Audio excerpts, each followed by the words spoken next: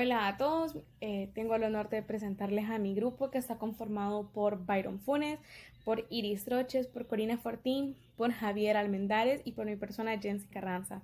Nosotros somos de la sección de las 11:00 y les vamos a hablar sobre el tema de la anatomía de tallo de lima del Tahitis citrus latifolia.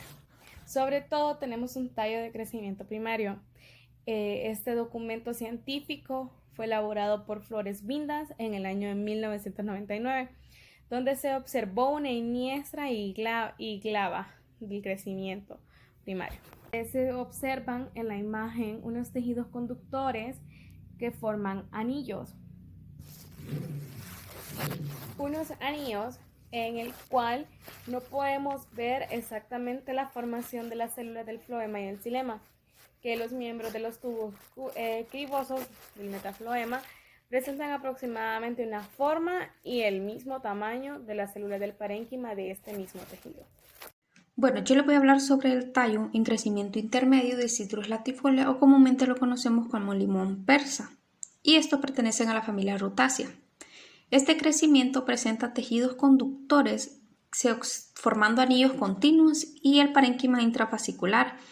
No estaban presentes por la formación de nuevas células del xilema y floema. Los miembros del tubo criboso del metafloema presenta aproximadamente la misma forma y el mismo tamaño de las células parenquimáticas.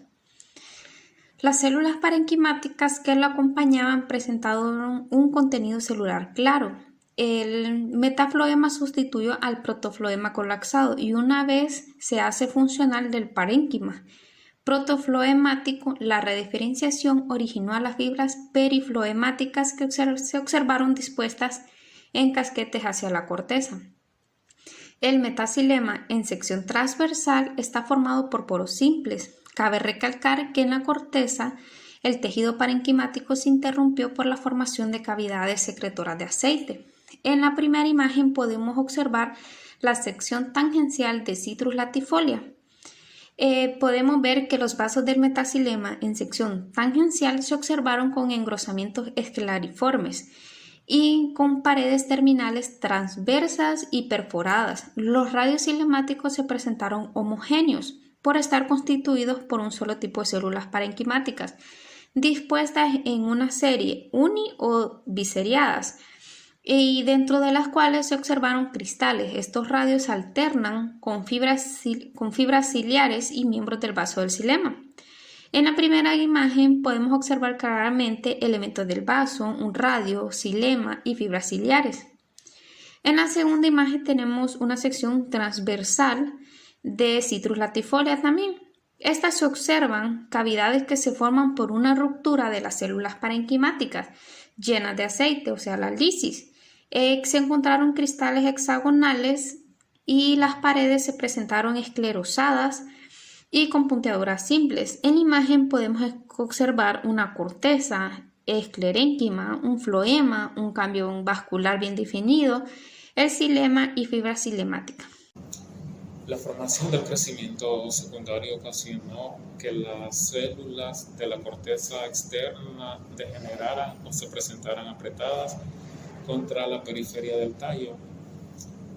La cutícula y la epidermis fueron reemplazados una vez iniciada la actividad del felógeno, y el cual se originó a partir de las células más externas de la corteza, primera y segunda capa colenquima lagunar.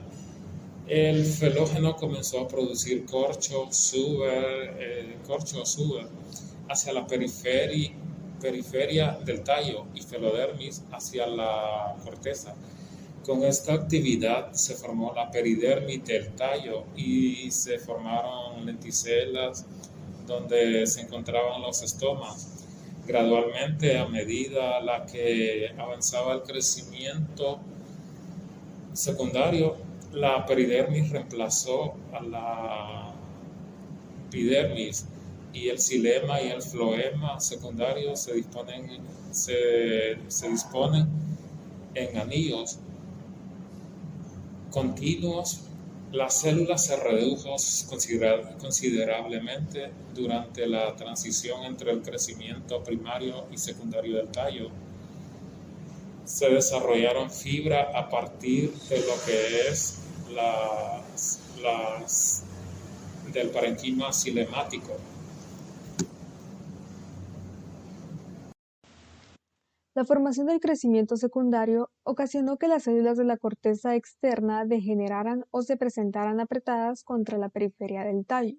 La cutícula y la epidermis fueron reemplazados una vez iniciada la actividad del felógeno, el cual se originó a partir de las células más externas de la corteza, o sea, entre la primera o segunda capa de colénquima lagunara.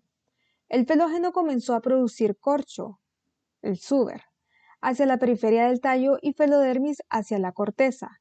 Con esta actividad se formó la peridermis del tallo y se formaron lenticelas donde se encontraban los estomas. Gradualmente, a medida que avanza el crecimiento secundario, la peridermis reemplaza a la epidermis. El xilema y el floema secundario se dispone en anillos continuos.